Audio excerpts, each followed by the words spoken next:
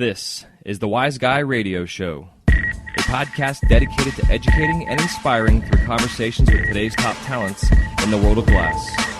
We will be dissecting their journeys in hopes to deliver actionable content that you, the artist, can start implementing now, helping you grow not only as a creative spirit, but also a successful artistic entrepreneur. With a little organization, relationship building, and your artistic ability, you can obtain greatness. Climb aboard, whether an artist, retail owner, or enthusiast. We have a ton of fun in store for you. Welcome to the Wise Guy Radio Show. You're listening to the Wise Guy Radio Show.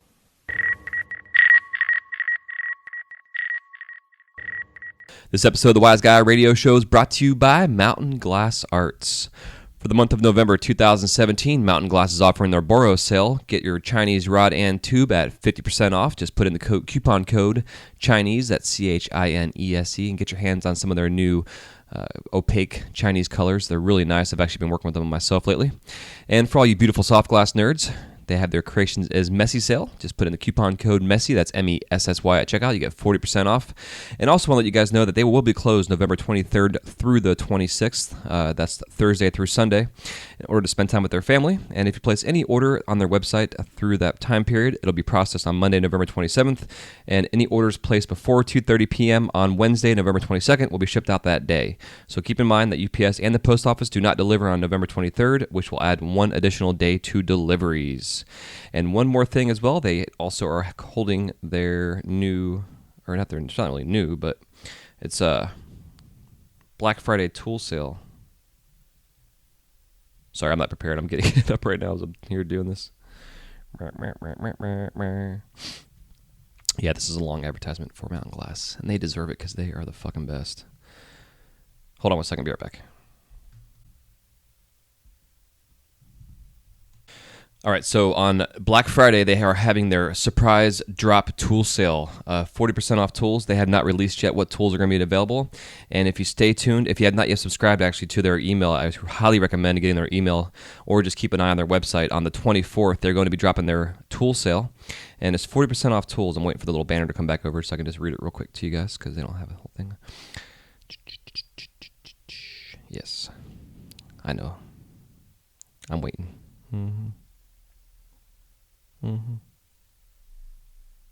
Almost there. Okay. 50% off over 25 tools to be revealed on the 24th. Stay tuned.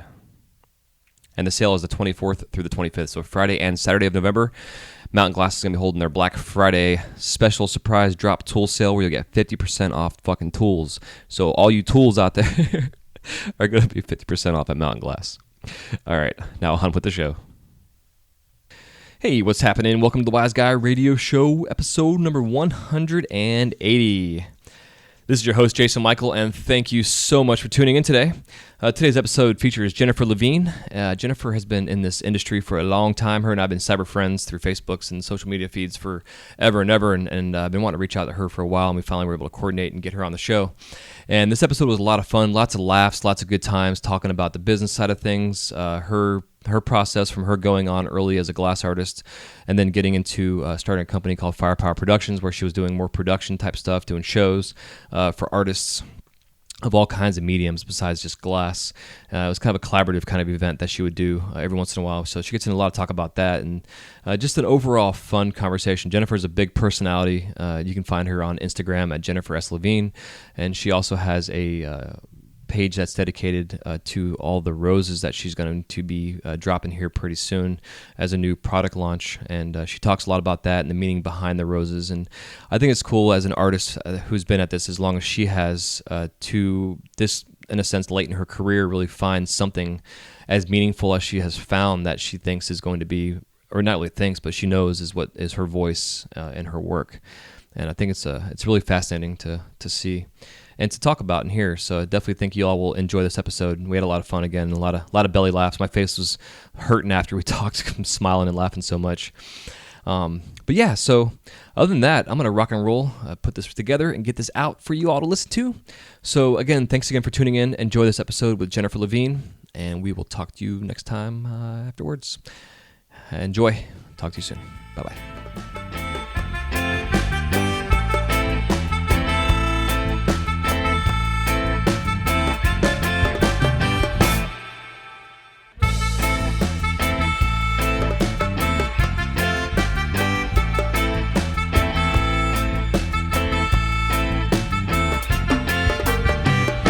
Hey, what's up, Jennifer? Welcome to the show. Hello. Hello. So we just had a lot of fun there on our pre-talk there before we hit record. And we definitely have a lot of topics to cover today. I'm excited about this conversation. I've been wanting to get you on here forever. You know, I've been internet friends for probably 15 years or so, it seems like, since the advent of Facebook. I post a bit. So, yes, me too. I'll take that as a compliment, as it's meant. Yes, absolutely. But so before we get too off topic here, if you want to start off by giving us your superhero origin story and how you were introduced into the flame. Okay. Well, I basically had my first after-school art class when I was 9. Art and writing has always been my thing. Did the AP art history and whatnot in college, and then or in high school. Then in college, I went on to be a studio art, drawing and painting. And well, I was originally commercial design, and my first professor took a look at my work, and they said, "You are not anal enough to be commercial design." And I was like, "You're probably right." So I went over drawing and painting, and I saw a Chihuly exhibit fall of '94, and this is going to age me. That was my freshman year in college, and it was before Chihuly was like well known and in his gardens and all that jazz. And I was like, here I've been sitting here mixing colors and perceptions and trying to create on a 2D form, and he's actually creating in pure color. And I was like, this is really interesting. And then on top of it, all ages. He was just in a travel show at Dallas Museum of Art, and it was kids and older, et cetera, et cetera. The medium really engaged the audience, and I was going, so he's not only working in pure color, drawing in the round, but then he's also got people really engaged in fine art. This is interesting. So that next week, I changed my major from drawing and painting to sculpture. And I looked in Dallas in the late 90s from probably, 94 through like 99. I moved to Colorado. I looked for an apprenticeship here, and I couldn't find anything. And I moved to Boulder just out of the blue, and not thinking anything of it. I actually had a corporate job. And there was somebody that put an ad in the paper for an apprentice, and it was Chubby Glass in Boulder. They're still around. And I was their first round of apprentices. And as soon as I had that first day, I called my mom, and I was like, I found my hands. And there you go. And the rest is, as they say. Interesting. It's amazing, like for those of us who are blessed enough to have felt that from the very beginning of working glass, because I'm the same way. Yeah. Like I was introduced to glass as a kid, seeing people doing it like at Busch Gardens or kind of thing, you know, like I'm doing now at the Mouse House. But then I'm the same way. Like I saw Chihuly's River of Glass on PBS one day, and I was like, who the fuck is this? And then and then he's on the same tour you're talking about. He came into our town, and I saw the same thing, and I was just blown away by the concepts, but I still never thought about glass. And then the pipes came around more, and I was like, oh, this is pretty badass. And then I finally was like, okay, I got to find out. And then I met a guy at the Renaissance Festival, and you know, same with me, you know, rest is history. But Chihuly was again a big inspiration. I got a chance to. We have a museum, a permanent collection in St. Pete here of his. It was actually the first collection. I helped to open that place up and worked there for 3.5 years. So that's awesome. Yeah, it was pretty cool. He's an interesting guy too. He's definitely. They told us he was in a good mood, so we were fortunate to have him there at that point in time because he can be grouchy. I've heard stories, man. Yeah, and I've heard stories. And the thing is, if you do not have that linear kind of drive, you wouldn't have two people that have never formally met one another have the same origin story, if you will. You know, I mean, you've got to have a charisma that is just unparalleled, and I've never formally met him by any means, but yeah, I've heard the same stories. But hell, you heard the same thing about Picasso. And as far as I'm concerned, Chihuly and Picasso, I mean, he changed our form of expression from a craft into an art. He was in the museums, whereas before it was crafts.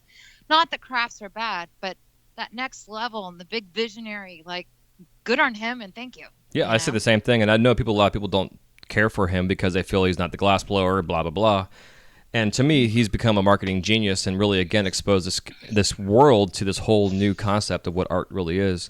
And it kind of just... It's the traditional stuff, though, man. People are like, oh, we don't blow the glass. Mm-hmm. One person cannot create Michelangelo, all of his sculptures, the paintings, et cetera, et cetera. Exactly. Those are the traditional forms of learning. The colleges, I mean, the collegiate, you get an art major, but it's kind of a synthetic process.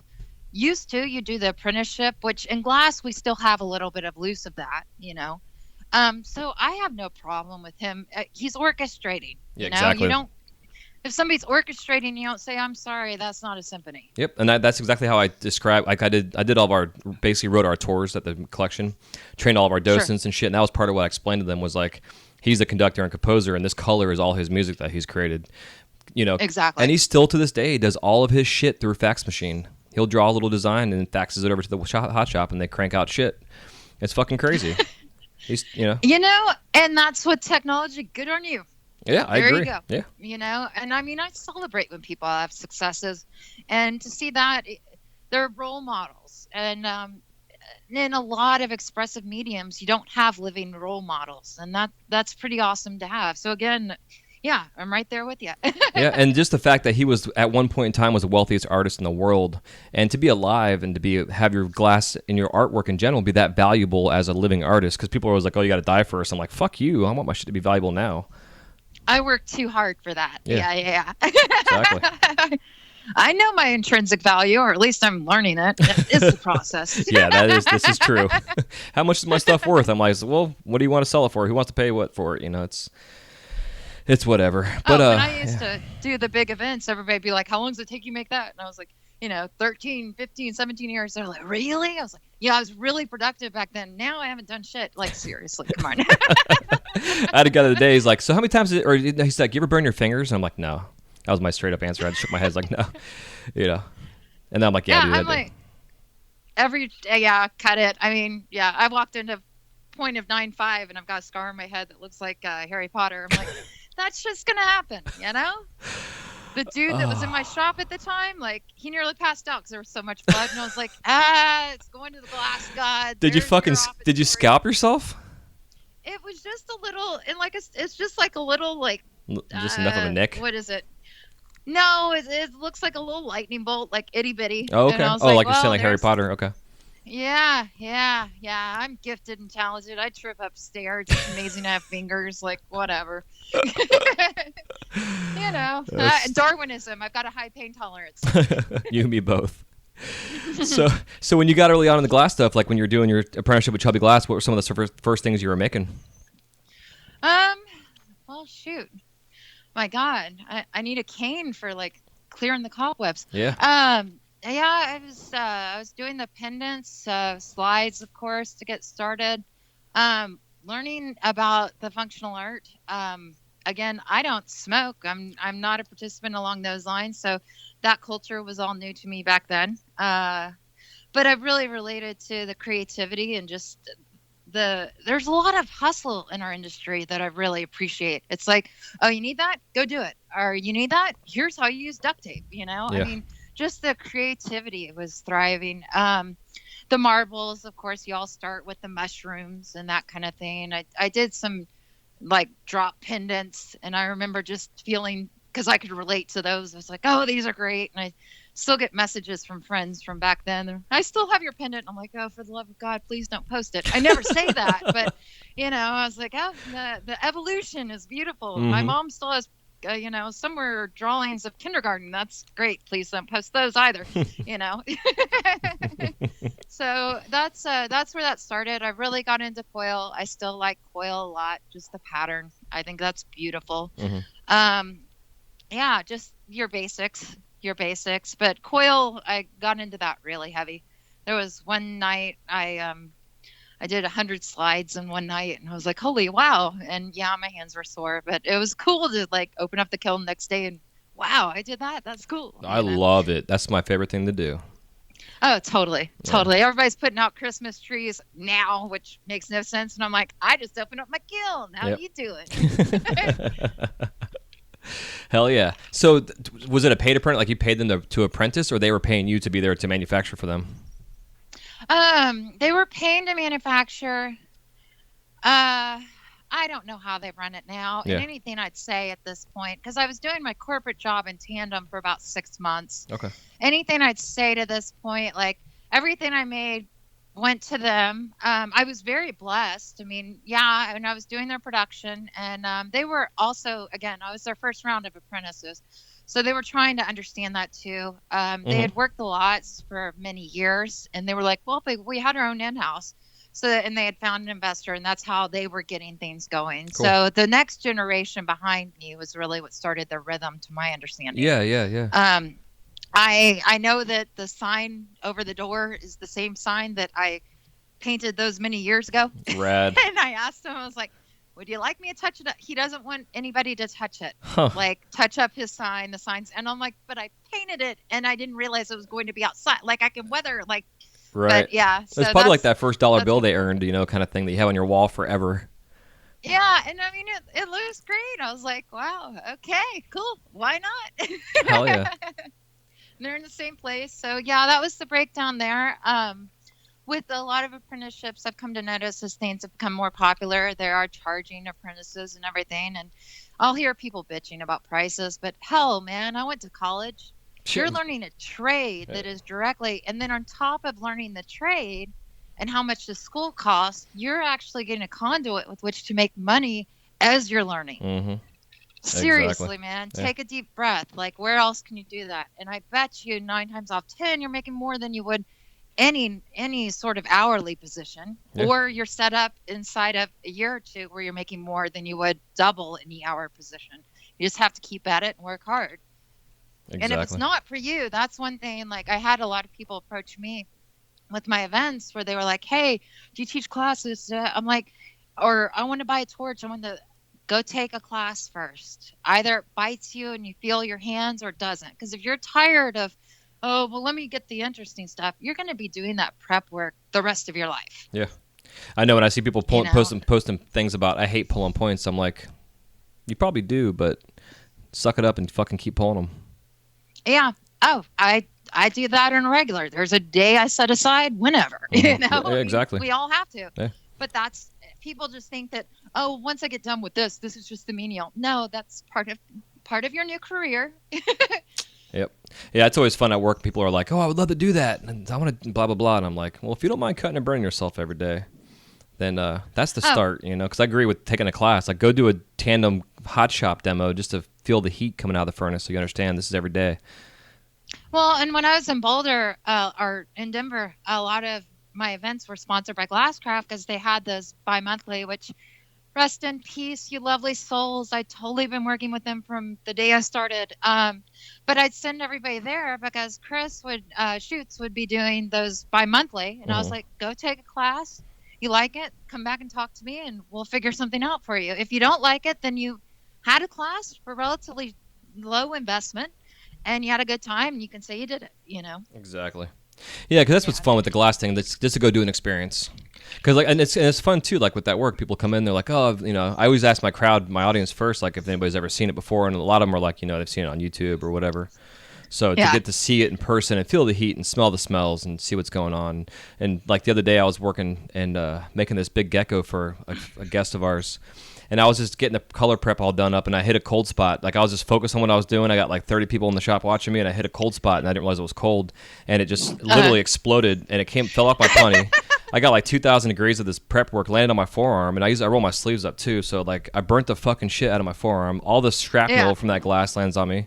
And I just shook it off and grabbed a pop punny and stuck it to that motherfucker and just finished what I was doing. And then I took care of it, Yeah. But half of them left. I think they were kind of freaked out.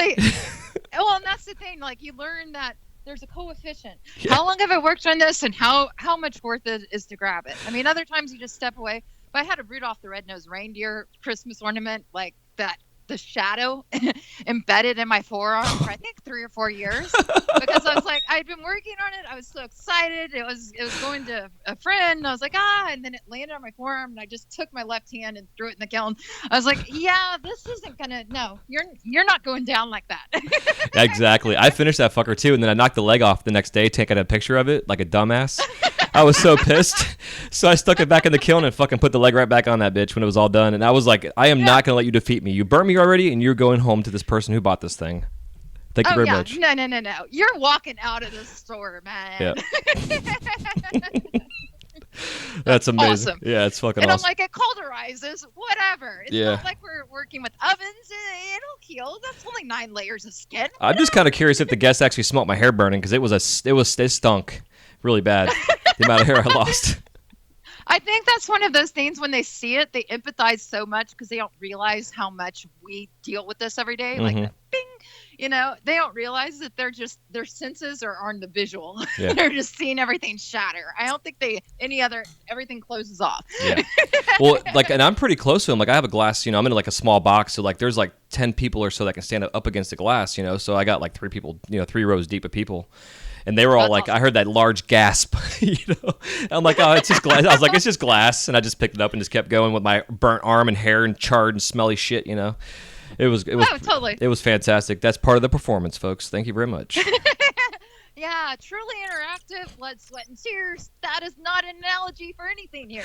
I wonder how many had nightmares that night, like waking up and me doing that, kind of shit in their head. Permanently scarred them. Well, it's interactive, folks. Yep. It's interactive. Today's performance is rated R. World, step away from the splash. Yep. That makes sense.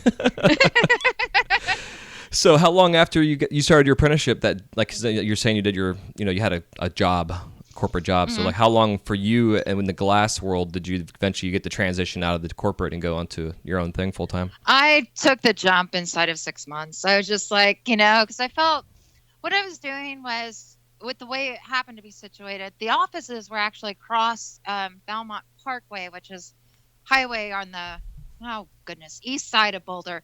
And so I would just go to work at 7:30, get done at 3:30, change of clothes in the car, maybe a dinner bite in the car, and then I'd work as late as they'd allow me. So like 10, 11 o'clock. And I was like, if I don't take this jump now, it'd bit me hard. I'm like, I don't take this jump now, the more I'm at the torch, the more I'm learning. Mm-hmm. And that was my whole. So yeah, I think it was within 6 months. Like I said, it's been a minute or two. Yeah, I get it. But I was just like, I liked it. And, the corporate, like, I'm glad I had that experience. And, there isn't, I've had a lot of experiences just broadening.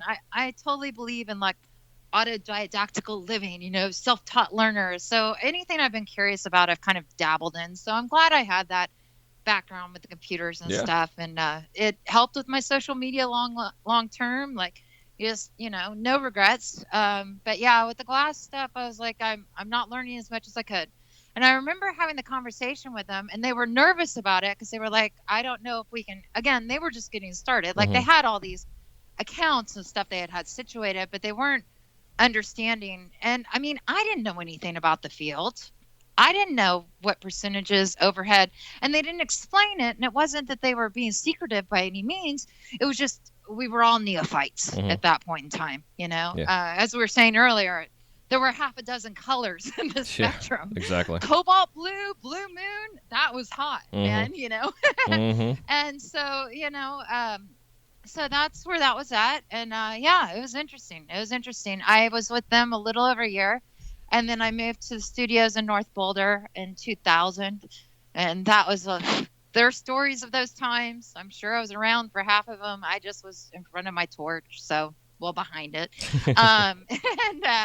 And it was interesting times, man. It was interesting times. I moved out of the North Boulder warehouses to Denver in a shop in, what was that? 9/11 was 2001. So like soon thereafter. And I left North Boulder about a month, 3 weeks before Pipe Dreams happened. A lot of people were busted up in North Boulder for that during that sweep too.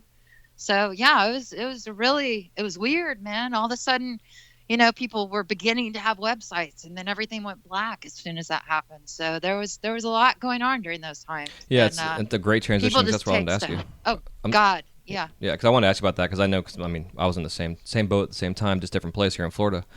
Yeah, so, Yeah. because you obviously were a full-time piper, but were you also on the side, like, trying to learn other things besides pipes? You obviously sound like, as an artist and the business side of things you understand. I was thinking I was. I was just. I wasn't understanding. I was a female, first of all, which I'm not.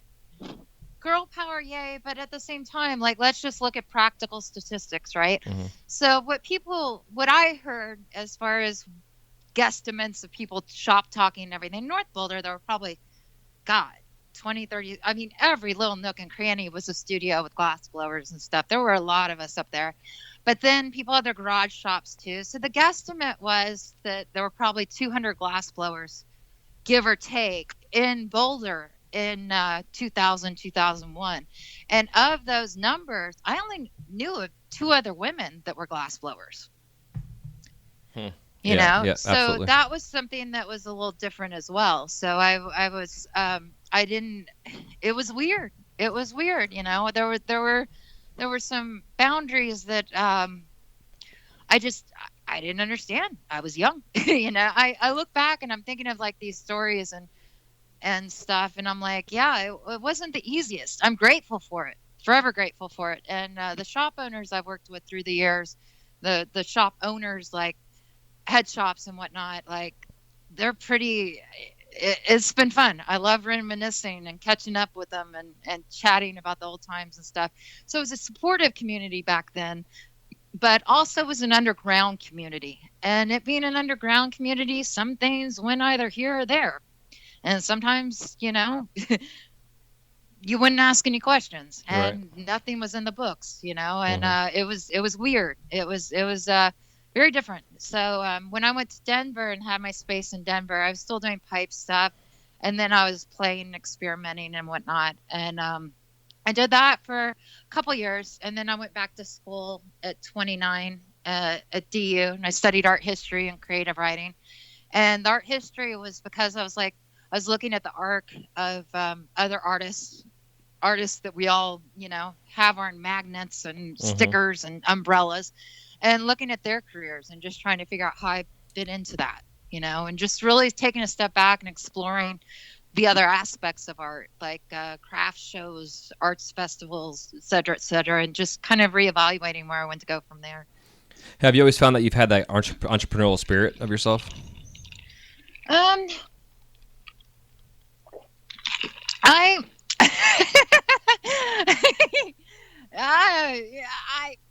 I don't know, man. I don't know. I have never really. Yeah, now sure. I look back in hindsight, and I've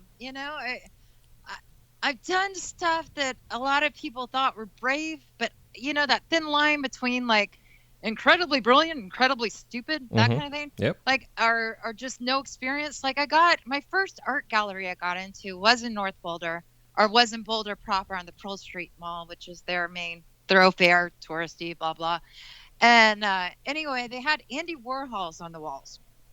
I did not have a portfolio. Keep in mind, I'd gone to school and gone to a very good upper school, like that kind of thing, schooling, and before college even. So I knew what portfolios were. I knew artist statements. I knew theoretically how to package stuff is what I'm getting at, or I should be a little better than I am type thing.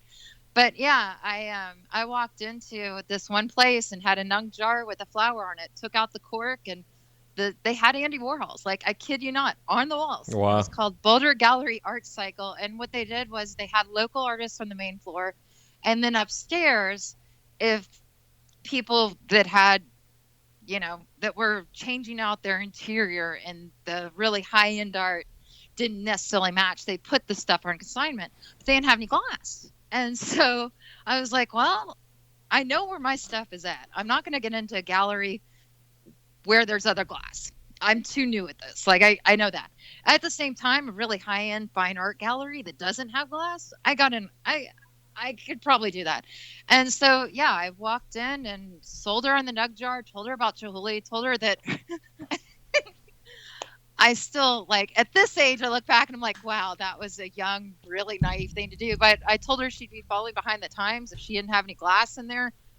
again, Andy Warhol's on the wall. And turned out she was from Houston. By the end of the conversation, we were distant cousins, and that was my first art gallery I was in. So I mean, as far as entrepreneurial spirit, thinking outside the box and just being very real with who I am and my skill set. Yeah, maybe I've always had the entrepreneurial spirit. Well, it sounds like it, but what I find interesting with your story is that you're doing it unbeknownst to yourself in a sense.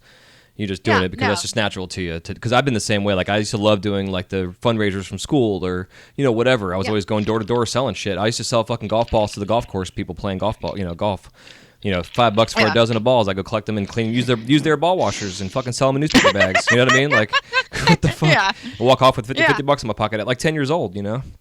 And the funny part is I was using my grandfather's fatigues because we would like play Army as a kid, and I would be Army guy in the fucking creeks at the big private beautiful golf course, and we'd poke our heads out and look for golfers and go fucking. I'd have my duffel bag full of fucking bags of golf balls in my fatigues.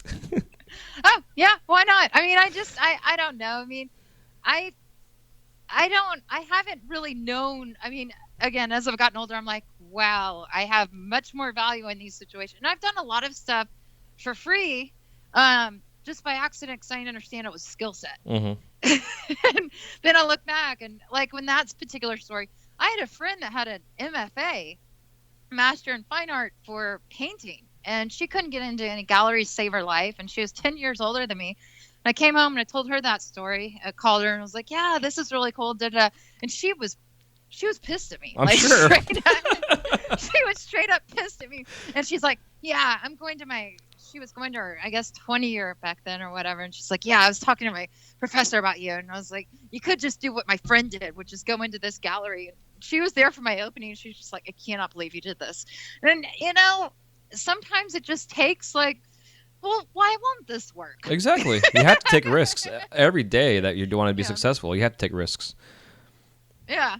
So yeah, it's been interesting, and I was like, wow, that's really funny, But with the galleries, I mean, everybody bitches about galleries being a 40-60 split. I mean, if you look at what your wholesale to retail is, usually double, sometimes triple if they want some wiggle room. Plus, they've got the overhead, they've got the people in the store, they've got the utilities and bare wall, that kind of thing. Have to deal with customers where you can't work and deal with customers and have a storefront. Like you can, but I don't know how much you'd get done, Yeah, exactly. And so when you're looking at galleries that are 40-60 split, I'm like, well, your wholesale prices are 50-50 9 times out of 10. So like, this isn't an issue, and they usually, I mean, when you're getting started at the galleries, do a net 30. So you get it, a month after it's sold. So, I mean, but it's fun to say there are little things that I pay attention to when I talk to people that don't know anything about art.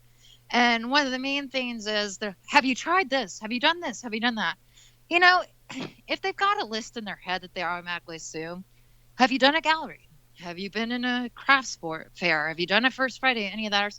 Go ahead and do it once. So when they ask you, yeah, check. Exactly. Next. Okay. There you go. Well, like I always preach about doing art festivals and art shows and stuff, and not necessarily to go. I mean, obviously go there to sell your stuff in hopes that it sells, but really you're going there to be exposed to the world in your area. On one level, but at the same time, like you go to those things like Cherry Creek Arts Festival. The year I went, the economy was not in the best shape. I must say that. It was 2009. There was an artist in from Tucson. He had gotten into the jury competition. Cherry Creek Arts Festival and Fort Worth Arts Festival are usually neck and neck as far as the big mama and papa, like number 1, number 2 in the country. And anyway, Cherry Creek touts itself international, blah, blah. So that, again, 2009. If you go to these festivals, before you invest in any of that stuff, like the festivals, the music stuff, et cetera, before you invest in it in a booth space or even getting through the competition or anything, take a good look and see if people are carrying around bags. What I've found, especially with First Fridays, is, I mean, unless it's a specific, we're having a First Friday at this gallery, but I'm talking art walks and the crafts festival. If people, they're great and they're fun, they're entertaining. That's awesome. There's nothing wrong with it. And people want to learn a little bit about art. They want the cultural experience, but primarily it's a social occasion. I don't see people walking around with bags. If they're not walking around with bags, they're not buying anything. Yeah, I agree. So is it worth my time? Again, I've done it once. There you go, check off. Yeah, exactly. And with the Cherry Creek Arts Festival, again, 2009, the economy was not as liquid. We're doing a little better, but specifically as an arts festival, this dude, Tucson, when it came to his overhead and what he paid for the booth space for that weekend, when overhead being driving up, loading, unloading, hotel rental, he barely broke even with a couple extra bucks. Yeah, and they can be expensive for sure. But I guess mine was more referring to, like, for instance, where I used to live over in Dunedin here in Florida, they had like a every Thursday and Saturday farmers market kind of bullshit, and there was artists that were selling their goods. And there was always a place that I'd see some glass out there, but there was never borosilicate or any kind of sculptural stuff much, in it at all. Sure. And it was the kind of place where you could build a following, in a sense, locally through the guild or whatever. But yeah, you're right, because to me, it's the same thing like doing a Champs or an Age or a trade show for the pipe industry. It's going to cost you $5,000 to $10,000 minimum just to go to these fucking events, and you got to make $20,000 in sales just to make it worth your time even going to these things. So I agree. And what are you wanting to do as far as your branding? What are you wanting to do as far as, I always, with anything, we talked biographies and writing that shit and whatever, with anything that you present or anything as conceptually, my bottom line is Jerry Maguire, man. That's my feel good, again, from Texas, football, whatever. What do you stand for? What do you stand for? The thing in the entrepreneurial spirit, as you're just getting started, never say no. Okay? Yes. And then as your career develops, as you become more comfortable with your voice, your presentation, and who are you? What do you stand for? This is me. This is not. You learn the word no, and with the trade shows, like, they're super saturated. I've been to a couple. There was a lot of stuff going on in Denver. Has been last several years for sure, 10 for sure. They're super saturated. What kind of return are you getting? If you do maybe one a year, okay. I mean, it depends on what you're trying to do, and that's just to be there and like meet people and stuff. Well, hell, you can do that walking through the door. Which is what I did this year. And I mean, I've seen some really great stuff coming out of it. The awards with H, Scott and Mark, Illusions and whatever, best head shop and whatever. Like, that's awesome. I love this community building along those lines as far as notoriety and whatnot. But like for what I was doing back then, which was proto, when I say back then, but what I've done as a staple, because I didn't have time to develop otherwise with my fence and everything, like it wasn't really something that was cost effective for me.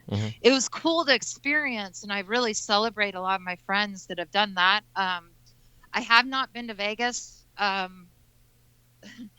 I don't know if it's on my list or not, to be quite honest.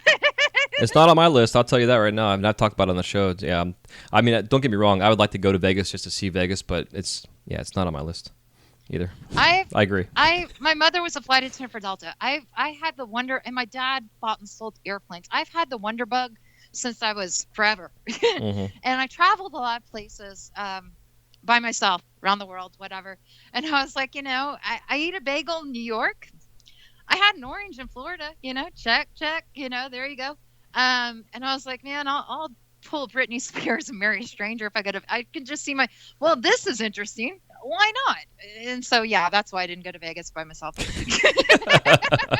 That is the only freaking reason. And I was like, I really, Vegas did some interesting things starting about 2005, I think. I was just rereading one of my essays I wrote about art and marketing, I guess 3 days ago, randomly, my friend, anyway.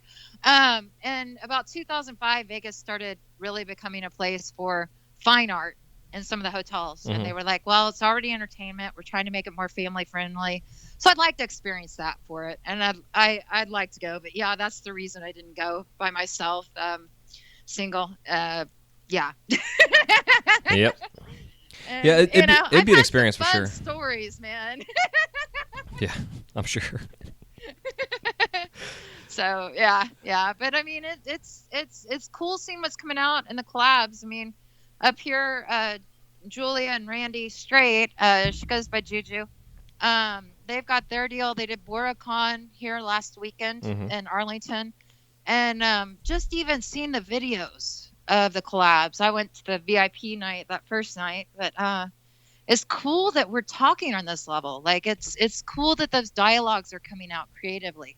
Back in the day, like people were so afraid of either getting busted or their technique getting stolen because it was so underground for so long. Yeah. So it's cool that we have the ability for those things. I think the collaboration is one of the things in our industry that, as an art form, that really makes us stand out amongst all the other art forms out there. Well, I mean, on one level, one of the things we were talking about that Chihuly exhibit, like I remember Tristan Isolde, the opera, which I happen to really like, actually, he had done stage props for that. Chihuly had, and that had what was giving him his thumbprint in Seattle, and he'd done that with the Seattle Opera Society, I believe. Again, this is '94, but I very much remember the spires that he did, and they were about 10 feet tall, and they had pictures in front of productions, and operas, and stuff. So, collabs have been around for a while. I like that. I like that the functional art movement is doing that. And Well, I guess that's what I mean more. It's really neat. Yeah, I think that's what I mean more so in terms of the functional community itself. Like two artists can come together with a specific voice in their own work, and then bring it together, and they can come together and make one thing out of it. But I know what you're talking about too about the opera, and I've seen some other things that Chihuly's glass was used in performance on stage as design and sets. Yeah, which is Well, fucking such a whole new concept, and I love it. Well, and I mean, with when I had one of my events, it was a Christmas event. Several years, who knows, whatever. When I had one of my Christmas events, I had jewelry and body painters, and I was like, again, it was Christmas, and I was kind of billing it as a pre-Christmas and whatever, and you learn as you go. Mm-hmm. There you go. Yep. But I was like, I want the jewelry to come off the tables. Y'all worked really hard with this jewelry, and I was fine jewelry and then steampunk. And I was like, y'all have worked really hard with this jewelry. What if I put you together with the body painters? And so I did.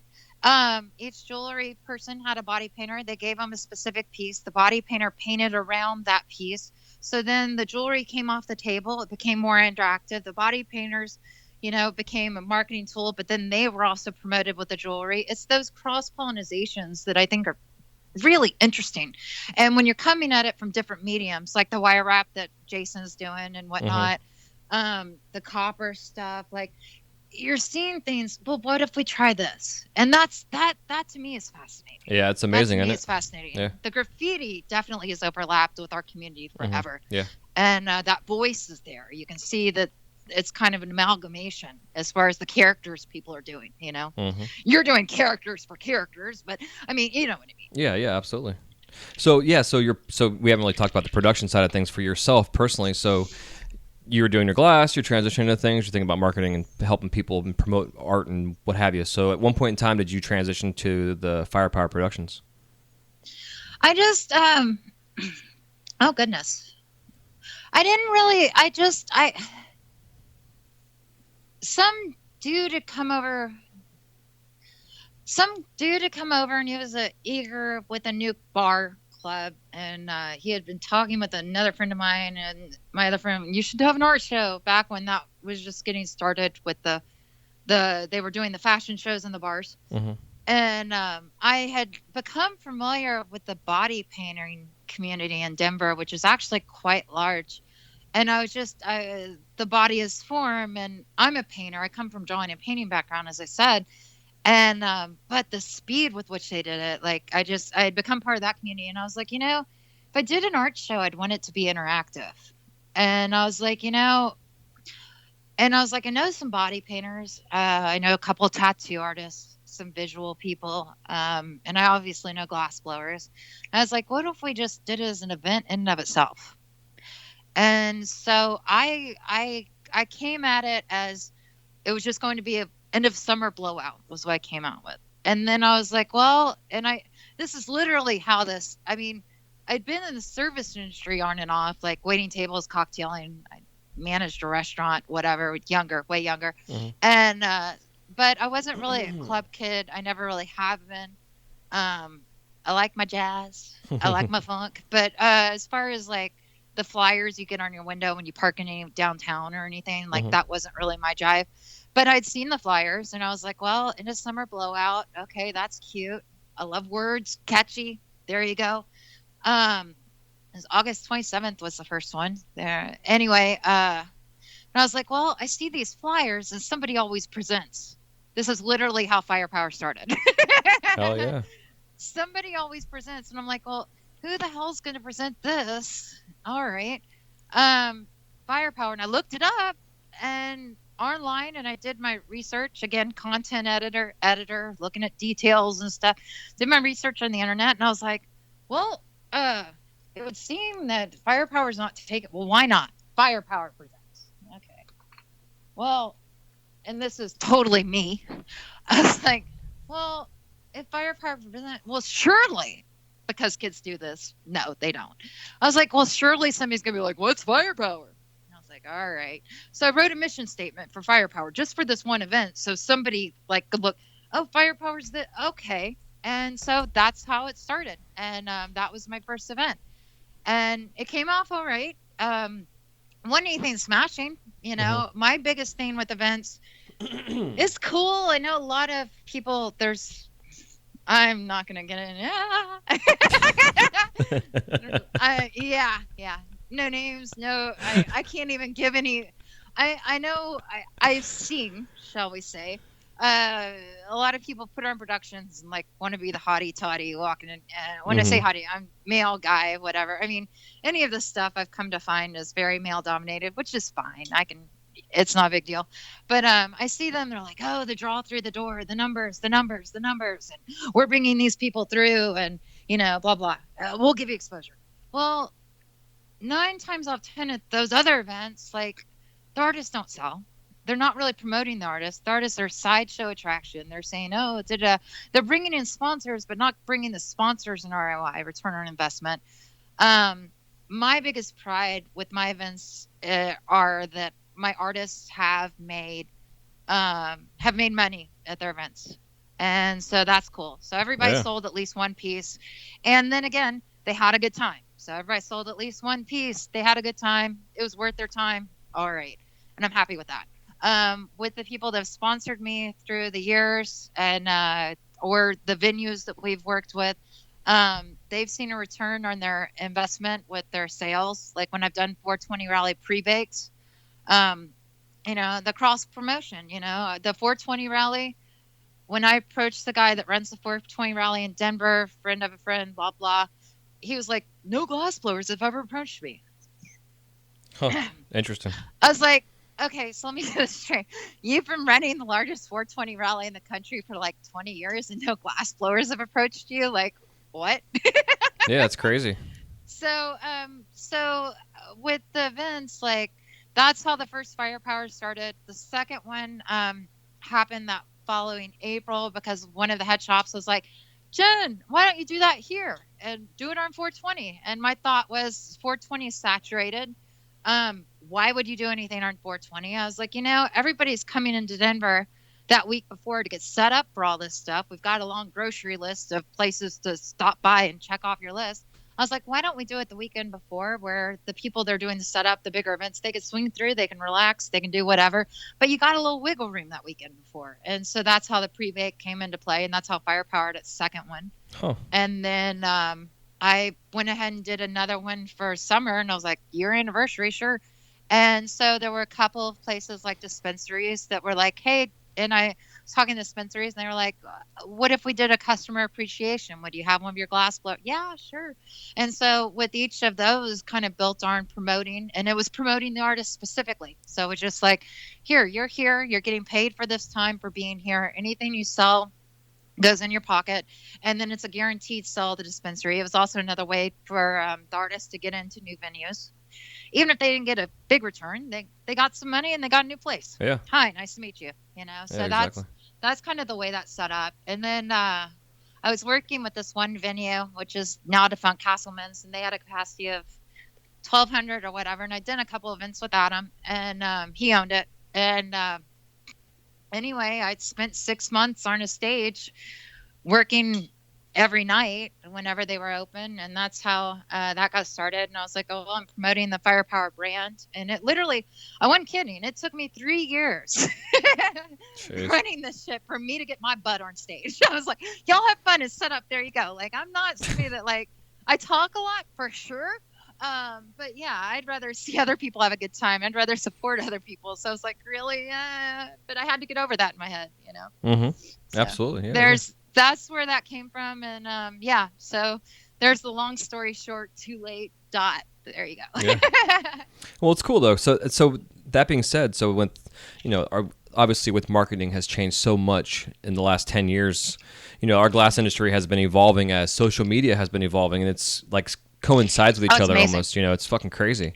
So at one point in time in your promotional, you know, life, did you really take social media by the balls and just like take it and start running with it, like, and using that for promotional stuff? I see, the thing is, like, I may not have the high numbers as far as when I see other people and everything, but when I'm running events, I pay close attention to the analytics. And that's why I included the other artists as well, because all of my artists, like the body painting, they were national, and some of my body painters I worked with went to Gibraltar and did international competitions, so they were well known in their industry. So any of their following already appreciated art. They may not have been exposed to glassblowing.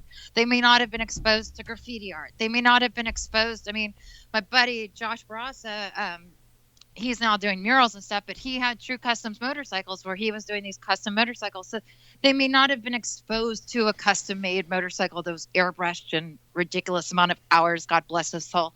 So I was looking at that and I was like, okay, so they're bringing their following. And then as glass blowers, obviously, our followings like art, they like the culture. So body painting kind of fit in that.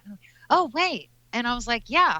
And so the body painters, you know, they could sell body parts as far as sponsorship. Oh, well, you want a body painter and a model, and you're trying to get a little flash or bling in your booth for a show or whatever. Like, there you go. So it was thinking along those lines as far as marketing and as far as social media. My biggest thing with any event has always been like I said, there are people that want people through the door, but they'll do things like, oh, I can pay to get in the door, but I have no money, and I'm still going to go buy PBR at the end of the day, even though you've got these fine breweries like doing the same thing with weed. You know, I'm still going to, and I didn't like that. I didn't like that at all. So what I was looking at was the demographics, and it wasn't so much how many people felt as though, or how many people were through the door with me. That wasn't my thing. My thing was how many people felt like they were missing out. Any event I've ever, and it took off also the pressure where I was like, oh my God, I wonder if people show up. I was like, no, you get video. And even that very first event, you get video, you get pictures, you do real-time video.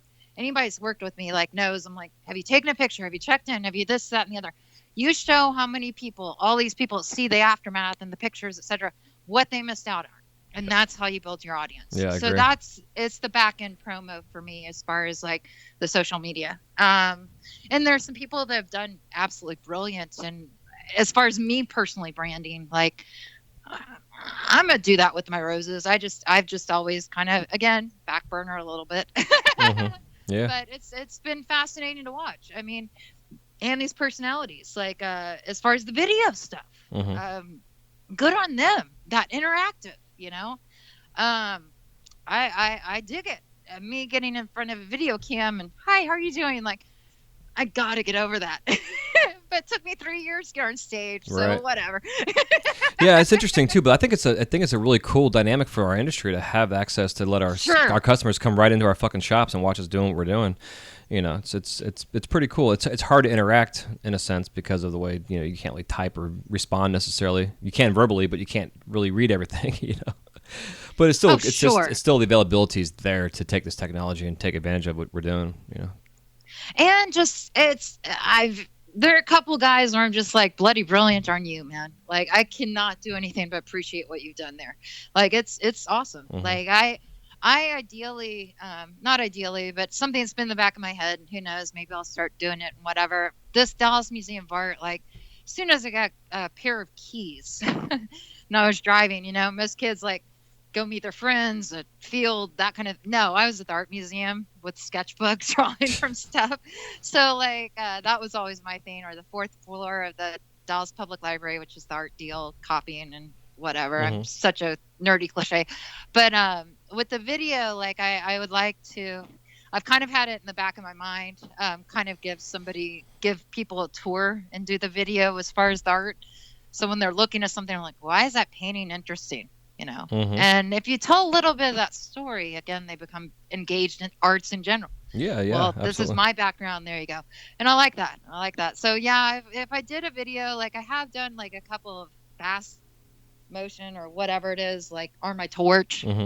But if I did a video where I was speaking, it would definitely be like, hi, and here's painting, and this is really cool because yay, you know. So I've thought about that. So maybe I'll go ahead and do that. I just again, talk a lot, just kind of to myself. That's why I'm a writer. Yeah, it's funny. But yeah, you're right though. Like doing the video, because I know like with like Instagram, for instance, when before all the analytics was available, I was always just posting videos of stuff. I wouldn't take a picture. I'd even just post like a 10-second or a 5-second video or a 3-second video of whatever it was I was trying to post, because it really gave you an idea of how many people actually saw your shit. You know, which helps out a lot. But then I started doing my own video talks. Like there was one day where I burnt a small piece of glass land on my shoulder right in the middle of a demonstration. I had like this little tendril of smoke coming off my shoulder. Like, what the fuck is that? You know? And so I was talking about that in my video because I grabbed it with my hands and it was hot and burnt my fingers, whatever. But it was just kind of a story about what had just gone on, and I just did this little quick Instagram post. And but it gives people some insights into your personality and really about what you are. And it's cool too now with like Facebook has this whole 360 panoramic gimmick you can do. And Chris Dickey just did a tour of his studio. It just did like this quick little look at my studio thing, and you can like pan around like you're in his fucking shop and you see what's going on. It's this kind of things, just the interaction and making it personable for people to really understand who you are as a person, not just being a glassblower, but you're actually a real person that has feelings. And my shop is like not your traditional shop, if you will. Like I've got my glass blowing station and ventilation, whatever. I got my glass, and then I've got my office, which is like L-shaped desk and 1, 2, 3, 4, 5, 6, I don't know, bookshelves. Yes, if you look at my bookshelves, they are alphabetized. And then the nonfiction and the art is grouped according to art, and then that's alphabetized according to artist thematic. Yeah. Again, editor, this is not OCD. This is, I have been paid to do that, like the detail. Yeah. So, and then I have my painting area, and I got that spot, and you walk in, I'm like, here's the glass one, I could literally, and then I've got a little seating area, and I can literally just sit there, and I'm just like absorbing all my expressions. I'm okay with this. It's all right. Yeah, the painting I'm working on, or the pastel I've had up, that's 5 foot by 3 foot. It's a woman ripping open her naked woman ripping open her insides, and her heart's coming out, and I call it pre-existing condition. I'm a little political. Yeah. A little political. Can you tell that happened? That started around healthcare time. So, So I probably need to finish that piece so that isn't the first thing you see in my painting. Yeah, area. Right. Again, 5 foot by 3 foot. It's huge. My sister walked in. She's like, I don't like things a little macabre. I'm like, yeah, there's nothing little macabre about that. I realize. But yeah, it is interesting seeing, and having worked in many shops, it's interesting, like the cultures that develop, even working one-on-one. I like that. That's cool. Yeah. I don't know. Maybe I'll do a panorama. I don't know. It's really OCD, my books.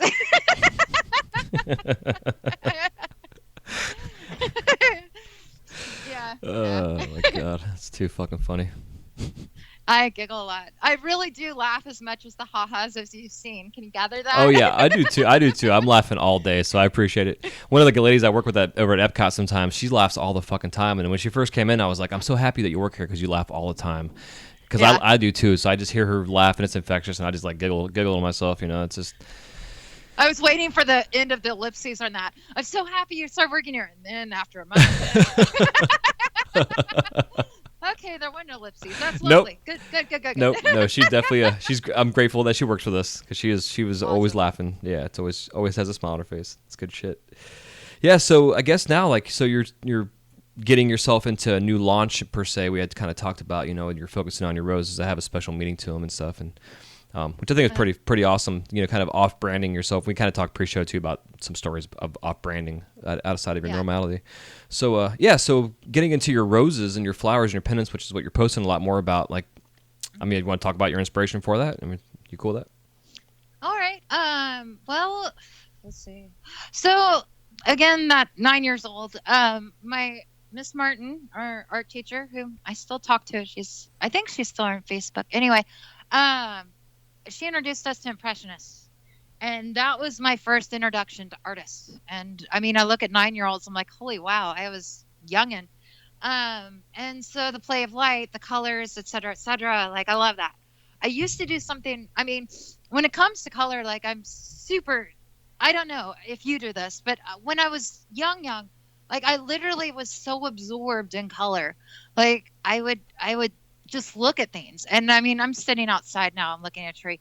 I would look at things and I'd mix the color in my head to get to that color. And I just really enjoyed color that much. If you look at not the lady with the rip, but my paintings have gone really non-objective. And it's just, it's not Rothko like color palettes, but it's layer upon layer and how that blends. And so I've always loved the color. And I would literally like in my head mix colors, which is cute and interesting and weird. Mm-hmm. My favorite part of that, and I remember this vividly, is that sometimes, keep in mind, this is in my head, right? This is in my head that I'm mixing these colors. Yeah. In my mind, I would sometimes get the color wrong. Interesting. So, if anybody's hard on me, I guarantee you I'm harder on myself when it comes to like being that much of like really detail oriented. Hey, how you doing? Jesus, So, yeah, I'd say so. Yeah, I would get that wrong. I'm even impressed at this juncture. But when it came to the roses, like I see them as the Impressionists, and that's what I'm bringing to it is. And it started with like different colors, and now it really has become little paintings, And so I'm playing with the color, I'm playing with that light.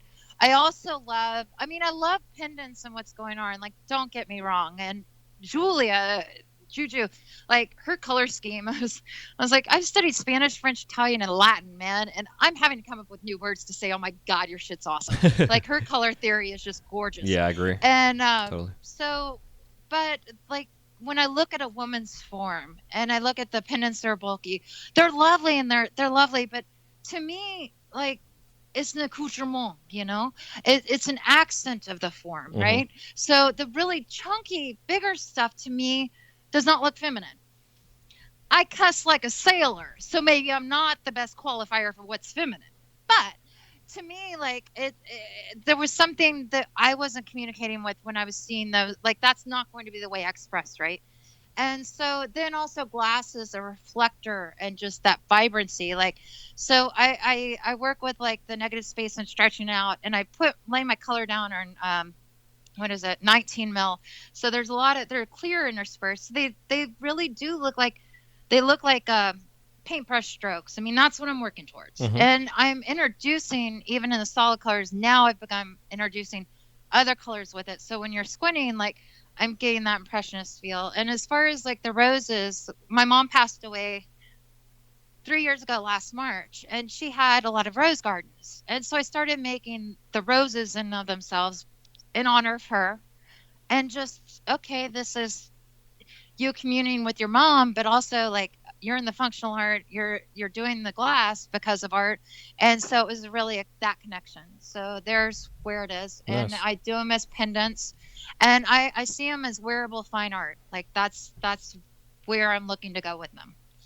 And so, yeah, those are my roses, and they've been fun to play with. It's been interesting having the feedback. I've got a long way to go.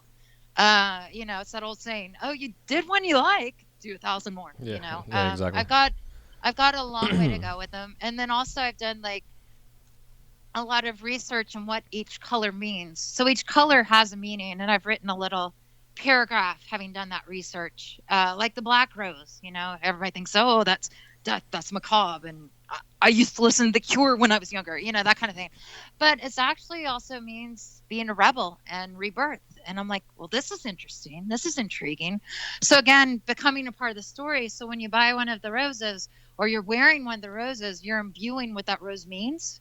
When you're gifting one of the roses, you're telling that person, here's my gratitude, you know? And Yeah, so yeah. I like that. So it's kind of, it feels like it's an embodiment. And also the rose and the symbology of the rose and the thorns and all that stuff. Again, poet, you know, so that's where my flowers come from. It's not an original, roses aren't an original theme, but there's a reason they're not an original theme. There's Right. a reason that their paintings aren't in Pompeii of roses, like the murals that are now in the Naples Museum. Like I saw those, the frescoes. The reason the roses have been something that people have celebrated for eons, literally. And I like being a part of that story. Yeah, it's amazing. Yeah, I completely agree. And I think that part of my love for the glass is how long this is, like the same kind of concept of how long glass has been being used for an art form. Oh, yeah.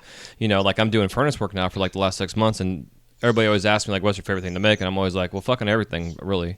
I'm doing something that's been being done for 400 plus years, and every time I look into the furnace get a gather, it's like I'm seeing the same perspective, a little more, you know, modern technology wise, but still seeing through my eyes, the same thing these guys and gals have been seeing for hundreds of years.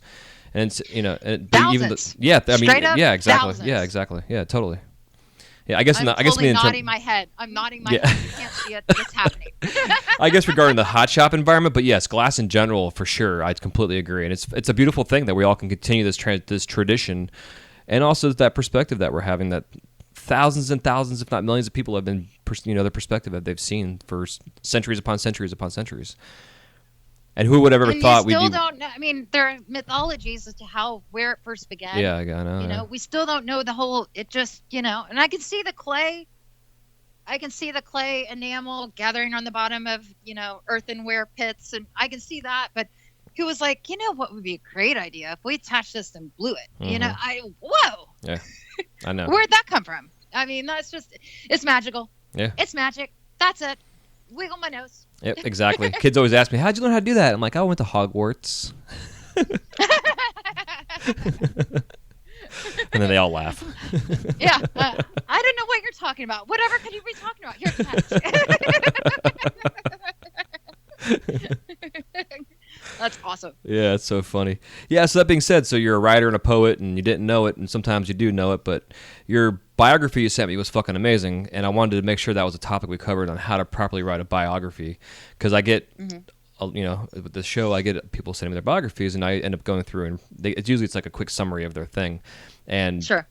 but it goes to show me that a lot of artists don't actually have a bio that they've written for themselves, and it's so important to have a timeline of something to paraphrase what it is you've done and who you are and why you are and what you're doing and your artist statement, etc. So, and I know a biography is different from your artist statement, you know, type of things, but they can also integrate with each other as well. So, my yeah. artist statement is thick. Yeah. It's an awesome artist statement. Dude, I will everything give you it fucking it's sent me was thick. I don't know what you're talking about. Oh, sorry. Don't apologize. I love it. That's why I want to talk to you, because I'm a writer myself, and that's why I do this fucking podcast. It gives me a chance to verbalize what I'm writing, you know, except for these interviews, of course. But that being said, yeah, so I guess to start off, you know, like if someone's trying to summarize themselves into a biography and put it into maybe 2 paragraphs, it doesn't need to be a fucking page long. Sometimes it can be, but usually if you're going to a show, you have like a 5x7. You're usually, well, I mean, okay, so a full page, double spaced, writing on MS Word, blah, blah, standard margin, inch, blah, blah, blah. Full page, 500 words. What they're probably looking at as far as a blurb is 250, so half a page, which roughly, you know, an intro paragraph, full body paragraph, and then a conclusion, where are you headed? So with biography is like, I guess I'll go back to writing. Okay, I'll take this from the writer's view as Yeah, yeah. opposed to the artist's view. Well, that's what I and want. Exactly. Do it that way. Yeah, that's what I want. So what you're looking for is your kernel of truth, and then you're looking for well, I mean, it's your kernel of poignancy. Okay, so your kernel of truth and poignancy. So education, like, okay, that's a blurb, you know. I also used to write people's resumes. That was one of my professions or whatever. So let's see. So like cover letters and resumes, like this was the way I approached it with people that would come to me for the resumes. I was like, listen, what I see what your career history is. Here's your rough and whatever. And I'd send them home and I'd say, you know what? And maybe this helps because you have to write artist resumes too, right? So like I sent them home and I said, you know, grab a bottle of wine, sit in front of the computer, do a monster search, Craigslist search as far as jobs, and see and just make a list of the words that they use, right? So you make a list of the words, the tag phrases they use, right? And so, you know, with artist statements, and if you're trying to find the right vernacular to communicate in the art world, I mean, pay attention to your audience, of course. Look through and see what you like, and just simple piece of paper, just write a list of words. There you go. Okay, well then now you're thinking in that vernacular, right? Now you're communicating in this art world that you're trying to communicate about. And the kernel of truth is like, you know, as I was saying, Jerry Maguire, you know, what do you stand for? So like, what do you stand for? Where do you come from? And where are you headed? What do you like doing in your free time? So your bio is an introduction to yourself. When you do marketing symposiums, networking seminars and stuff, they have what's called an elevator speech, right? And so the elevator speech is theoretically you're in an elevator for 3 seconds. Somebody says, what do you do? And you have something with enough of a hook that, oh, really? And they remember you, you know? And so my elevator speech has always been, I play with fire for a living, which for some reason catches people, you know? Yeah, you can't, that's mine, but whatever. We're on the same field. So when you're looking at your biography, you don't need to tell everything that you are. You need to give a feeling and sense of what do you stand for? Here's your education. Here's where you were born. Okay, that's the first. My name is blah, blah. That's the first paragraph. You know, 3 sentences. Boom, there you are. How are you engaged in your art? Well, basically with myself, I grew up and as I've said, got lost, paint under my nails, that kind of thing. Give it a little texture. Give it a little visual feel of what you're visually creating. Describe your shit. And then it's like, you know, the end of the biography is what do you like to do in your spare time? You know, when you're encouraging that and integrating that, you're showing a full body. You're giving somebody places to ask questions. And that's what you should focus on when you're doing your biography.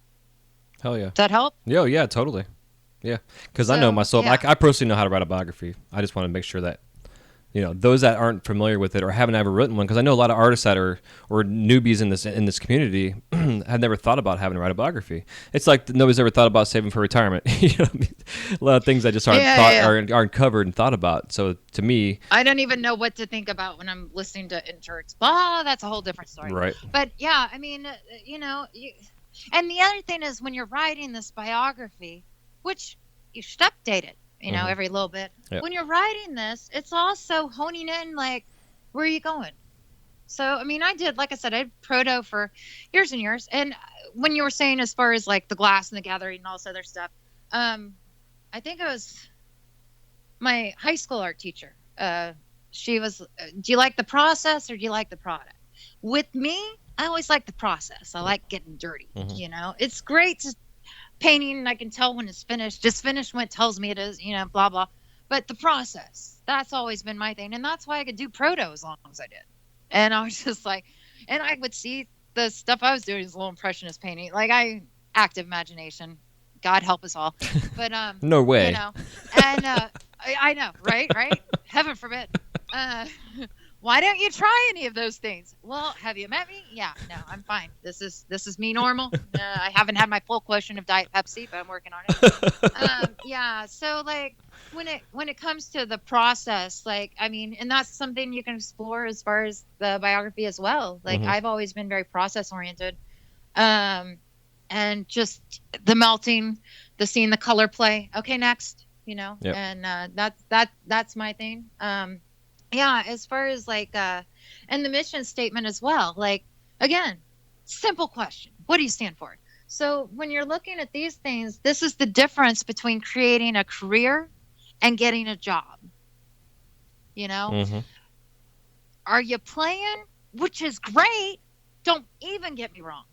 But don't stress as technology catches up. Don't stress as you worry about China or any of that other stuff. Like, go big or go home. If you're all in and you've already made that commitment to go all in, give yourself the benefit of the doubt. And the number one thing of any form of expression, writing, artwork, all this other shit, and we have to give ourselves these self-talks all the freaking time. You know this. Oh yeah. And it's it's okay if it's not perfect. Mm-hmm. At least do it. It takes freaking practice. Yep. I mean, with my shit, with what I write, the book I'm working on, blah, blah, like, I'm writing every single day on a free write, like on the side. Mm-hmm. And then I'm writing the book as well. But the free write is just getting everything out and getting my voice and stuff. So when you read something that I write, I'm not all that in a bag of chips. I'm not bad. But if you read something that somebody that for a living or with a regular writes, and then, I can't write this. Yeah. Yeah, I know what you mean. How long did it take you to make that piece? Yeah. Okay. How long have you been practicing glass? You got to start somewhere. So Yeah. don't be hard on yourself. Just put something out there. Have something as a point of reference, Yeah, yeah, absolutely. Well, one of my favorite quotes that I say a lot on the show, and I can't remember who the fuck said it. I need to look this up so I can give this person credit. I think it was the founder of Twitter. But Okay. It's something about the fact of if you're not embarrassed by the first product or whatever it is that you released when you put it out there to the world, and you're not embarrassed by it, then you waited too long. And yeah. Yeah. No, it's for sure. There's one dude whom, God bless him, and I say that in the most southern way as possible. But when I started doing my roses back again, it's been, it'll be 4 years of March. When I started doing my roses, like, he was upset, and he's a curmudgeon, and he's like, somebody's making turds and whatever, and why would you support turds and da-da. And that's him on his shit, which, God bless him. And hadn't seen him, talked to him. Shoot fire, 2 years, something like that. And on Instagram, not just a month ago, totally post on one of my roses. What is this? ? Knowing our personal history and having known this person for a while. Yeah. Anyway, I knew exactly what was up. I deleted it. I blocked him. God bless you.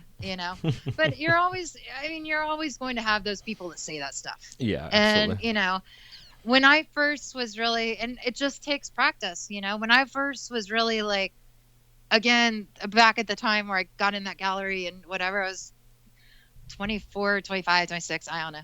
Anyway, I was still really attached to my pieces, and I'm attached to my themes, but you can make more now. You kind of, as you get further on your career, you're not saving everything and, getting a whole storage for everything you've made. Like, you want to share your stuff and put it out there, right?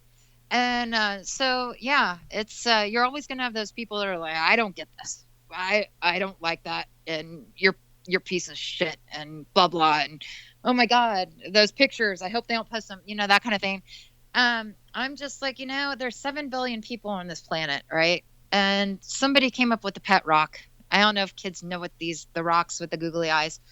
And they found their audience. So if you find those people that are like, you're embarrassed, you need to work on your stuff or whatever, or if you find those people are like, I don't like your shit, well, you're not my audience, man. Exactly. And if that's the only audience that you've seen, then try another audience. Over 7 billion people are on this planet, man. The more you put out there, the more you will find your tribe. Yep. And I cannot underscore that enough, because there's so many people that the talent is just coming up there, but it takes work. This shit did not happen overnight, you know? Yeah, exactly. So Yeah, that's what I try to tell people too. Like, you know, I mean, just find that other audience, you know? I know my marketplace, and that's why I did the outreach with the events. Like, I'm not necessarily going to be someone that, like, the collectors and the Boro market, the heavy hitters and stuff. And I couldn't appreciate all of this more. Like, I really, genuinely, this is the only living art movement happening as we live and breathe. And I'm so proud to be a part of it. But that's not necessarily my demographic for my roses. I understand that. So where's my audience? I'm kind of the liaison that's like blowing glass on a stage, where it's not necessarily the complete 420 crowd, but I'm introducing people to this industry. So I'm telling people, I'm like, you know what? Waterford Crystal didn't go out of business during Prohibition. Yeah. Whoa. Yeah. Really? Wow, I never thought of it that way. So find your audience and find your connection and find the way you can relate with what you're doing. Yeah, it's completely true. Something I'm going to be doing a show on too is the whole idea of 1,000 true fans. And, you know, people want to have 25,000 followers on their Instagrams and blah, blah, blah. And I'm like, no, that fucking matters. And a lot of the big hitters in the business world of marketing say the same fucking thing. And I can't think of the guy's name, but I'm going to promote his book when I get to actually buy the book and read it, but I understand the philosophy of what it's all about. You know, when I understand what the full quote is, which is 330 words. Yeah, exactly. Pages, I'll be right there with you. But it's the whole idea of 1,000 true fans, and if you know, you may have 10,000 followers, but if there's 1,000 of those people that are like nuts over what you do, that are constantly commenting on your shit, those are the ones that are going to spend $100 a year. And if you get 1,000 people, everybody spends $100 a year. That's $100,000 a year in revenue you're bringing in, and it doesn't take much. But then the other thing is, like, I'm in who I am with, like, my relationship with the world at large. I'm usually the only glassblower people know in my circles. Mm-hmm. Interesting. As far as social and everything. So, like, and which is cool as hell. But I mean, that's what happens there, and that's what I noticed about me. Mm-hmm. So being worried as far in the following, like, unless you have the engagement, like, the numbers don't matter. I see some people with 30, 40, 50,000, whatever, and they're posting something and it may get 300 likes on it. Well, shoot fire. That's not bad. When you look at percentages and you've got, 60,000 followers, maybe you're not engaging that audience that you've got readily available to you. Maybe you need to try something different, or maybe you need a new audience. Yeah. Yep. Well, that's why this, like, the Instagram impressions and stuff are so amazing, because like recently I'm trying to post every fucking day and I don't, but I try to, and I'll post a video, and I've got like a little bit over 10,000 followers, and it hasn't grown much since, and I'm not really pushing to grow my Instagram. I really don't want to necessarily. I mean, not saying I don't want to, it'd be nice, but I'm not. It's not a focus of mine. But what my focus is the engagement, and having the fact that I can look at the statistics and see that I've had like almost 4,000 impressions on a video means like 4,000 people actually stopped and watched this thing that I had posted. And to me, that's way more fulfilling in a sense than 10,000 followers on my Instagram.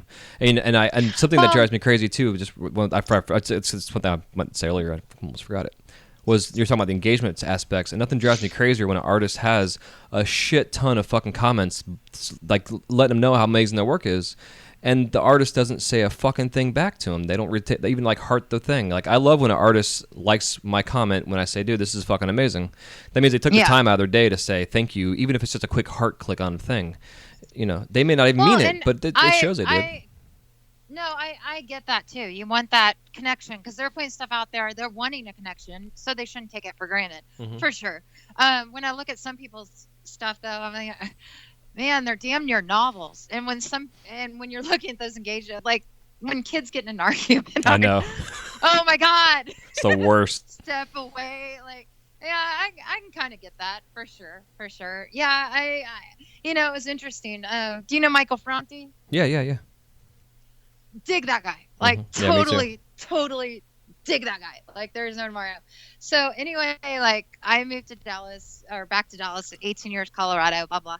So I'm doing these poems a week, and I guess I'm 17 poems in, or whatever. Poems a week. I started them a couple months ago, obviously. And anyway, so I was trying to figure some stuff out. I was like, I was still trying to build my glass shop. I had some other stuff going on and transition and life and blah, blah. Anyway, for some reason, he started liking some of my shit on Instagram. Huh. For some reason. And I was like, my tribe's still out there. Thank you. That's pretty cool, Never though. met dude, never whatever. And I was just like, holy wow, okay. That just brightened my day. Cool. I wrote this one poem, Shine, and which is, I am as positive. I'm not Pollyanna, man. I've seen things, but I am that positive because, frankly, that's what I want to see. You know, I see the other, but I'm aiming towards that. And so, yeah, I started liking some of my stuff. And my friend was like, he's coming in town. This was in July. And he's like, coming in town. Got you a ticket. We're going. I was like, okay. Well, since we were going, I was like, I will find a way. And I made a piece for him that day. I was like, I will find a way to give this just a little hand, you know, whatever. Just because I wanted to say thank you. Because him just liking a couple of my things, like, thank you. Anyway, so yeah, we go. And he kind of works the crowd and goes up one side and down the other in the aisles. He takes off my cowboy hat, puts it on his head, dances with it, works the whole audience. Seriously, 20 minutes. Comes back and finds me, puts my cowboy hat back on my head. And I was like, whoa. And yeah, so I was able, and then he did a meet and greet after, and I gave him peace, and he said, thanks for the hat, and da-da. So I posted on Facebook this picture of us because he did a meet and greet where you could take pictures and everything. Mm-hmm. And anyway, he posted on that post, like, Michael Bronte, like, I'm so shiny happy. Jen even telling this story, like, seriously. And anyway, he said, Jen, thanks for the glass and your hat. Haha, have a good one. And, you know, with these artists to have these big followings, like, that made my day. I'm still day glowing. I will forever have gratitude. I'm for that sure. man I'm because smiling of for that. you. That's fucking amazing. Yeah, it's yeah. It didn't know me from Adam, just of the whole crowd. Like he brought back my cowboy hat. Which, how are you doing? I man? know, right? That's good shit. And so, anyway, like when they aren't even liking or having that engagement, somebody took that time, and you don't know what that person's day was like. Mm-hmm. No clue, right? And so I take that time and write those notes. And I mean, if you've got 300 different comments, like I get it. Just give it a heart. Yep. Give it an acknowledgement because you don't know. And that's why I do the shit that I do. You don't know how their day's gone. You're just, thank you. Show some gratitude. Exactly. Like, yeah, I get what you're saying. But yeah, I mean, you know, there's some chick that's, and I don't know if she's 20, but she's in the UK and she decorates these cookies. And she did this, and I don't know what hashtag I was looking at and stuff, but she's obviously like, I think it's like one of her first jobs at 20. But she did this rose on a cookie with frosting. It was lovely. And I was like, good on you, kiddo.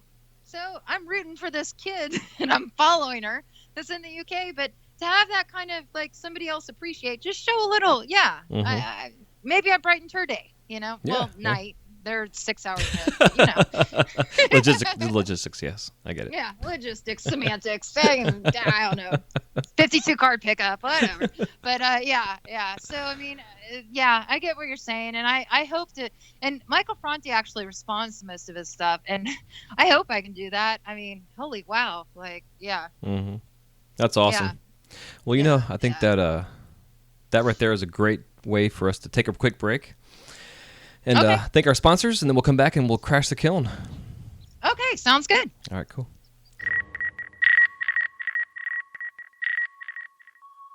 This segment of the Wise Guy Radio Show is brought to you by Zen Dude Fitness. Lose 10 pounds this month by joining the Zen Dude Fitness 4-week jump rope fat loss challenge. Brandon and Dan will take you on a guided journey towards becoming the best you.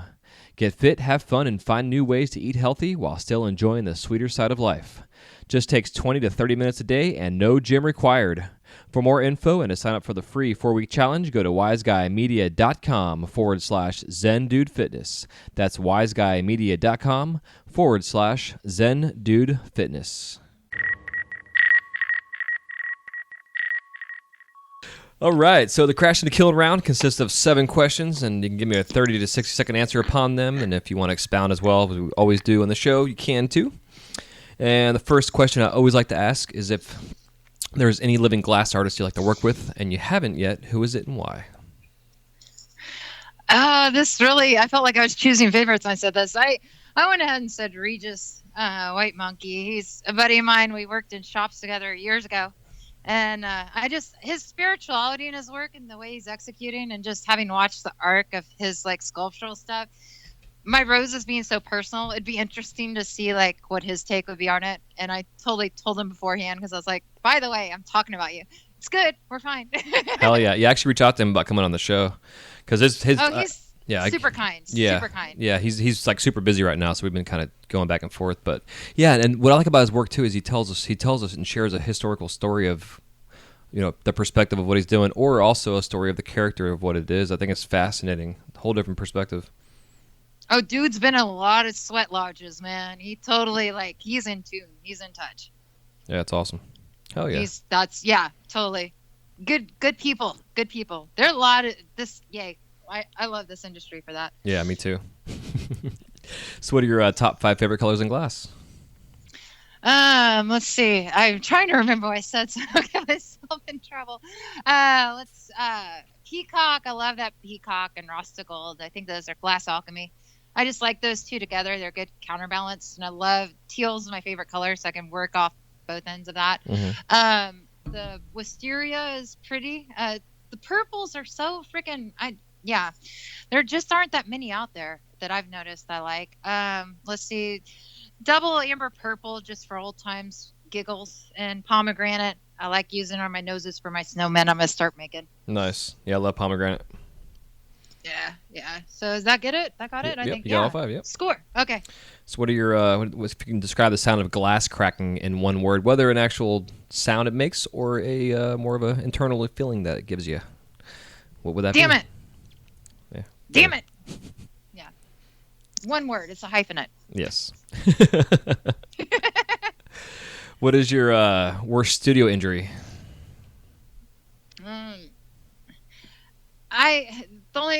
The head deal with the Z with the 9.5. That's why I even thought about that, because I was answering that question, just because it was so much blood and it was so ridiculously stupid. Anything else you expect when you're loading up glass, you're like, oh, that was on the shelf above. Yeah.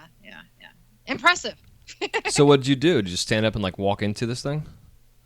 It was just one of those racks, and I was loading in, and I was pushing one of my boxes, and then got up to get another one, and just caught myself as I was getting up. I was like, wow, that's really sexy. It was impressive. I have burnt my boob before too. That was rather impressive. Yeah. Nice. Yeah. Sounds painful. Yeah, it was one of those shatter shrapnel things. I was like, wow, this is a very interactive sport. Awesome. Ain't that the truth? Way to turn me on. Yeah, full contact. Right. When you're in the studio, do you watch TV, listen to the radio, or both? Both. Which do you prefer, or do you have a preference? NPR late at night, because it's more world news. Mm-hmm. A lot of Eminem. I listen to a lot of Eminem. Interesting. And Michael Franti. He's just like pep talker. He's not quite the secret. He's like, get off your ass now, mm-hmm. which I can appreciate that. I need to be told that. That's fine. Yeah. And then as far as like, I'll just go on binges, or I'm listening to TV in the background. I binged Magnum PI all 8 seasons a couple months ago. That was really impressive. Amazing. Yeah. I remember when that was on TV and we had 4 channels. Mm-hmm. Me too. Yeah, he's much cuter now looking back then. I was like, wow, he was an old man when I was watching him. Right. The big mustache. Right? Yeah. Hell yeah. I used to always look. It's all interchangeable. Yeah. Exactly. If I'm in the zone, though, you got to put on music, Mm-hmm. Hell yeah. You have any glass blowing themed tattoos? Yeah. One. Well, yeah, one that's like glass blowing, and the other one's kind of fire. I like fire. Yeah. What is the glass blowing quote unquote one? Oh, quote unquote. Again, art history. You want 30 seconds? You can give me 5 minutes if you want. That's what I'm saying. We can expound upon this stuff. So Okay. It's all your floor. The base, to my understanding and to what I've learned, is glass was started in Mesopotamia, at least the one that we cultivated. And then supposedly Israelites took it over to Egypt, or discovered like Mesopotamia, Egyptians like cultivated, and you've got the little scarab beetles, blah, blah. That said, I've got a base of a green oil lamp from antiquity, from Mesopotamia. Artifact is kind of the shape of an oil lamp. I'm a lamp worker. The detail around the lamp is scarab beetles, hearkening Egypt. Then there's a triangle, female fertility, blah, blah. And inside the triangle is an eye. And so birth of consciousness through fire. And so, yeah, it's kind of history of glass blowing. And I got it on the year anniversary of me getting back into glass after DU. Nice. So, yeah, it's not your traditional, but yes, it's glass blowing and lamp worker and history thereof. And here I am. Hi. Yeah. So it's on my inner arm. And then the other one is a side piece that's my full side. And it's it's a elongated version of my firepower logo. So it's not really lamp working, but it is like firepower. So, yeah. And there's a woman coming out of that's watery, coming out of water. And I'm very much into the rebirth thing. Too cool. And a lot of fire. So yeah, sorry, it's not my Carlisle. Yeah. Nice. So, what are your top 5 favorite tools? And this does not include your torch or glasses. Oh, you read my answers. Mm-hmm. I did. Top 5 favorite. Well, not my torch or what? Or your glasses. Or my glasses. Okay. Well, fine. I will see you and raise you, mister. Fire, gravity, mashers, tweezers, and let's see. Fire, gravity, tweezers, mashers. I'll go ahead and say scissors. I'm all about the scissors. Okay, yeah. Hell yeah. Well, good shit, dude. It's been a fun chat and energetic, which I appreciate. Pleasure, your energy. Man. Yeah. Well, God bless you. It's been a long time coming, so I appreciate you being on here. Thank you most kindly. Thanks for hitting me up. And so you said you relegate 20 minutes. That didn't work well with me. Terribly sorry. Use the Force, young Jedi. Yes, it's all good. All good. Well, before I let you go, if you want to give us some parting piece of advice, and then where we can find you out there in the world of cyberspace. Let's see. Piece of advice. Just keep on going, man. It's weird. You got the internal monologue, you got the outside going on when you're trying to create. You spend so much time by yourself, you're just doing. Pay attention to that inner voice. Let it speak louder than anything else you hear. I'm not saying be stubborn about my way or the highway, but if you have something that's really pulling you in a direction, figure it out and keep working on it. I've been doing my roses now for 3 years, but only the last couple months have I really been hammering at them. And you may not see the day-to-day progress, but when you look back, and I just posted this last Thursday, when you look back 3 years ago or even a year ago, you are making changes. You are growing as an artist and as a person. So just keep your vision clear, So that's my word of advice, which I write to myself on the regular. So I'm on Facebook, Jennifer S. Levine. I'm on Instagram, Jennifer S. Levine. Hashtag Jennifire, JENNIFIRE. And I think that's got me. That's got me. Cool. So abundant gratitude, man. And always be grateful. Always. So Thank you. I appreciate it. Yeah, no problem. It's been fun. Yeah, likewise. Hang on real quick, too. We'll say goodbye off the air here. Okay. So, yeah. Well, all right, y'all. Thanks for tuning in to episode 180, which is still, I can't believe we have 180 episodes already. It's fucking ridiculous. But with Miss Levine here, and until next time, we'll talk to you on the Wise Guy Radio Show. Y'all take it easy. Peace. This episode of the Wise Guy Radio Show is brought to you by the Flow magazine. Since its inception, the focus of the Flow has been to provide a bond among members of the lampworking community. In every issue, you can enjoy great content with the hottest artists and cutting-edge techniques using the latest industry products. These features, along with the continuation of our Women in Glass edition, Glasscraft Emerging Artist Awards, inspiring gallery showcases, dynamic general interest articles, as well as health and safety information, make the Flow the leading international lampworking journal. For more information or to subscribe to the Flow, go to theflowmagazine.com. That's theflowmagazine.com.